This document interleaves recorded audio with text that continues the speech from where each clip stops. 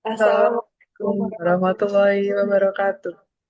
Perkenalkan, nama saya Akila Putri Darmawan dengan nomor induk mahasiswa 234 10 631 bersama rekan saya. Saya Naila Sabrina Wijahyati dengan NIM 23410627.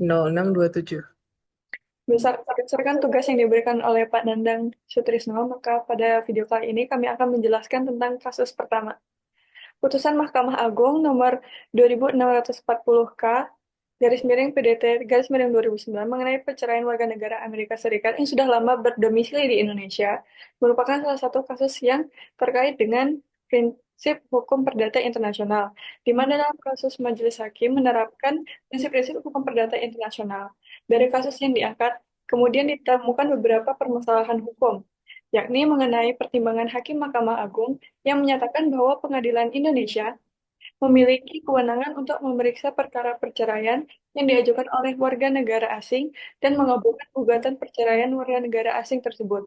Dari hasil analisis kasus yang bersangkutan, dapat disimpulkan bahwa dalam penyelesaian perkara perceraian yang diajukan oleh warga negara asing di Pengadilan Indonesia dapat diselesaikan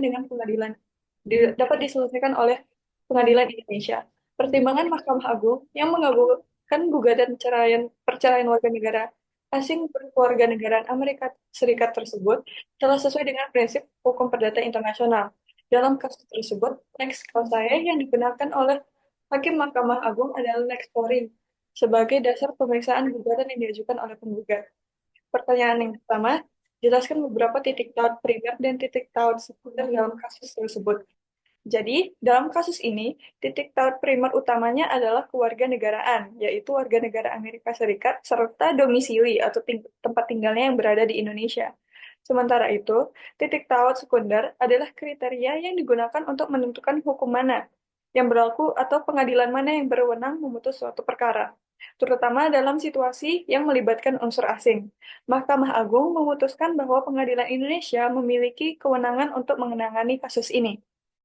Keputusan ini juga selaras dengan prinsip-prinsip hukum perdata internasional yang memberikan prioritas kepada lex Polri dan mempertimbangkan hubungan nyata para pihak dalam yurisdiksi.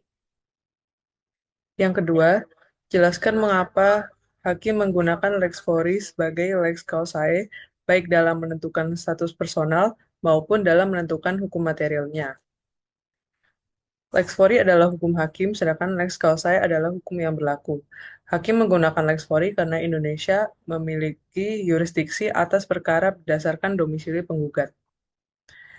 Kesimpulannya, status personal dan hukum materialnya ditentukan berdasarkan yurisdiksi pengadilan yang ada di Indonesia, hukum Indonesia yang sesuai dengan prinsip ketertiban umum. Lex Fori memberikan kepastian hukum dan lebih praktis diterapkan, serta tidak adanya keberatan dari para pihak mengenai penerapan hukum Indonesia. Demikian penjelasan dari kasus tersebut. Lebih dan kurang mohon dimaafkan. Sekian dari kami. Wassalamualaikum Wassalamualaikum warahmatullahi warahmatullahi wabarakatuh. wabarakatuh.